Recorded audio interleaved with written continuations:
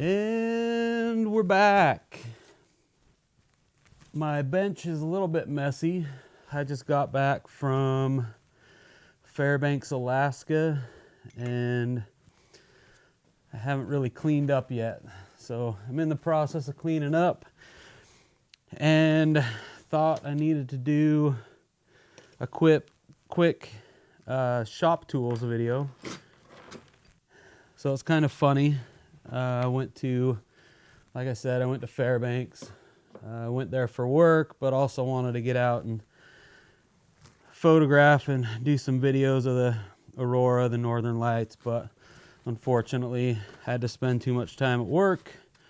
And the nights that I did get out, it was just a lot of clouds and lights weren't too strong, so I didn't have much luck. But anyway, while I was there, it wasn't too cold, but it was cold. You know, there was one night that it was about -20 or so, definitely a little bit chilly. And the day I left, it got back into the positive side of the temperature, of the Fahrenheit temperature anyway. And when I got home to Cache Valley, it was -30 here. And then we have a place up in Logan Canyon called Peter Sinks. And apparently it's this little bowl that the heavy cold air kind of just gets trapped in there. And it's holds the record for the second coldest in recorded U.S. history. Well, lower 48 at like 69.3. And then there's some place in Montana that has the coldest. It's like 69.7. So anyway, with the night I got back, it was -60 degrees up there at Peter Sinks. So it's a little cold, but doable. Right now it's, let me see. Hold on a second, I'll tell you. So it's 15 degrees here. So a little bit warmer than it was the other day. I came home to a whole bunch of snow that I had to clean up and all that. But anyway, so we're cleaned up here, sorta. A lot more cleaning to do, but anyway, now that I've talked your ear off about nothing, I'm gonna talk your ear off about some shop equipment. So on Instagram, I've been seeing a bunch of posts about the Portaband saw, which very useful. I use it a ton, but it's kind of hurting my feelings because you got people wiring up boxes with switches and all that stuff when there's much easier ways to do things. So let me take you over to the Portaband and I'll kind of show you what's going on. Okay, here's my Portaband that also doubles as a belt holder. Works very well for that. So as you can tell, I've got the cheap Harbor Freight version of it. There's a reason for that. It's because these things sell for normally, I think like $130 or something like that. And I got this, I mean, if you watch for it, you'll find the deals and the inside track stuff and all that. But I got this for 90 bucks. So compared to the Milwaukee, that's 300 bucks. And this works just as well, in my opinion. I just can't justify spending, 3 times the amount for a name. But with Harbor Freight, there are some things that you don't want anything to do with, but this isn't one of them. This works great. I've had this for probably close to 4 years now, and it's been perfect for me. The first thing I want to show you is the wall mount. And so I made the mount for the wall because I didn't want this using up any of my bench top space. So I can mount this to a corner anywhere in the shop and it just kind of stays out of the way. So all I did was, you can see my cord just goes behind it. And I've got some angle iron right here, and then I just kind of made a little unit here for the handle to sit in, like that. And then the cord goes behind, if I can get this put back in here right. There we go. The cord goes behind here, and then there's just a little rest, and it sits nice and vertical for me. If you want like closer look at how I built this mount, I can do something. Just ask me and I'll let you know how I build it. It's super simple. Like, it's rough, but it holds it really well. So the second thing is how you hold the trigger down. So originally I didn't want to ever use a zip tie, because I wanted to be able to release this trigger if I wanted to. And so I used some Velcro to hold it down, and I kind of didn't like the way that was working. So I used one of these little clamps, and these are fine, but they're just not that great for it. I mean, they work, so I guess they're pretty great. But anyway, I don't even think this clamp works anymore. Anyway, so then I got this clamp right here, which I can't remember the brand. I got it at Home Depot. But this, I mean, you can see it's just a regular old plastic clamp. But anyway, all I do is I use this, and I just take this over here, put it on the trigger, and it holds it down perfectly. So it's a Pony brand, that's what it is. And the reason why I like to be able to remove this is because I have a foot pedal that I use to start this thing up. And when I'm not using it, I pull this off and just put it up here and let it sit there, because I don't want to one day come over here, accidentally put my hand down here for whatever reason I would do that, I don't know, and then hit the foot switch and cut the crap out of my hand. So it's kind of, for me, it's all about just shop safety.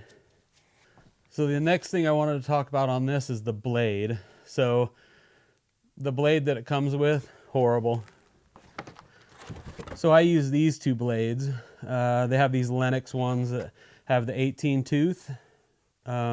These are fantastic for, I mean, they cut steel just fine. So they're really good for cutting like carbon fiber, G10, micarta, all that stuff. And then your pins, copper, you know, all your non-ferrous stuff. But if you want to get into something that cuts the steel really well, they have these 810 tooth per inch, the Milwaukee brand. They're actually pretty cheap, you know, or pretty inexpensive anyway. But the only thing is, when you use these lower tooth count, you just want to turn the speed down, because if you leave it all the way up, the teeth kind of skip over and it doesn't cut as well. You'll wonder what's going on, like why it's not cutting. But over here on the right hand side, there's actually a dial that you can turn the speed up and down. Right over here, got a little dial. So the last thing to talk about is the switch. So basically, when your Portaband is hanging on the wall, you don't want to have to reach around and try to pull the trigger and then hold things and cut them and all that. So the weird thing about this is I feel like I'm the only person on the planet who knows about these foot switches, because I'm watching people on Instagram, like well-known knife makers, say, oh, one day I'll get around to making some sort of foot switch for my Portaband, when you can go to Harbor Freight and get these $17 foot switches that all you have to do is plug the device in here and then plug it into the wall, and all of a sudden you have a foot switch. They have two different kinds. They have a Momentary switch where you push it down, it engages, and you release it, and it disengages. And then they have a maintained where you push it down and release it, it starts it, push it down, release it, and it starts it again.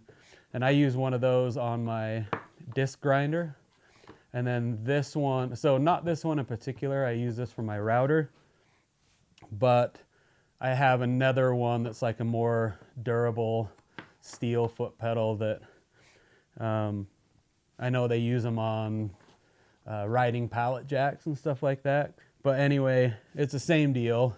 It's the one that I have is way overkill for a shop, but I mean, it's the device, my Portaband's plugged into it. It's plugged into the wall. I take my clip. Well, let's go back over and I'll show you. So right here you can see my switch right there. So nothing, but it's plugged into the wall, and then this Portaband's plugged into it. And this one didn't actually have an outlet built into it, so I just took an extension cord and cut the extension cord, wired it in for the input or the output, and then wired the other side of it to plug it in. So anyway, this is always here, but you can see, you know, if I'm coming over here and I do this and hit it and cut my finger off, that wouldn't be fun. So that's why I like the clamp. So basically, let me find a piece of something that I can cut. Here's like a little piece of copper. So anyway, I just take this clamp, I put it on the trigger, and you can see now it's working. And you just come over here, hit it with the foot, cut through your stuff, good to go. I've seen like the people that aren't aware of the foot switch, they've wired an actual house switch up here, so turn it on, do your thing, turn it off. Still not a big deal, but I prefer the foot switch. It just seems a lot easier, a lot more convenient, but I use the foot switch for a lot of things in the shop. And the other thing, I almost forgot to mention this right here, is this little table or work rest, whatever you want to call it. So this Portaband comes with like a little guard thing that you ride your whatever you're cutting on. So you definitely want to put some sort of work rest on it. Mine, I did a round one because I didn't want any corners to bump into, because I've already got an anvil that, you know, takes care of that. And so I just did a round one, and then I put my slot on the front here. That way when I'm changing the blade, I don't have to pull this work rest off. I just loosen the blade, pull it out, slide the blade out this way, and then the work rest just stays on there and I don't have to deal with it. I haven't found any reason why, you know, putting your slot to the back makes a difference. So I just did it on the front, and it works just fine. And I just used a little 1/8 inch steel for this. 1/4 inch might be a little better, a little more rigid, I don't know, but this works perfect for what I use it for. So anyway, that's it for this video. I hope this helps. I mean, I'm $90 for the Portaband, you know, to get those 3 blades. I think they run like 20 or 25 bucks, I can't remember, but that's for 3 blades. And then the foot switch, you know, that's like 17 or 18 bucks. So I'm only into the, you know, I'm under 150 bucks into this, even with the steel to make the mount and stuff. So for 150, it's a great addition to any shop. I mean, if you don't have one and you get one, you'll see that it's a very useful item, especially if you don't like using your angle grinder to cut everything and make a huge mess, big smoky mess. This is really good. But if you have any questions, please ask me. I know I did a video on the foot pedals, so I'll leave a link to it. So you can, I think I left some affiliate links that you can purchase things, or maybe I didn't, I can't remember.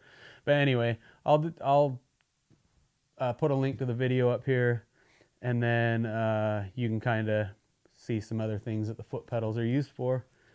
But like I said, if you need any help, if you need anything, some instructions on how to make this mount, I can probably help you with that.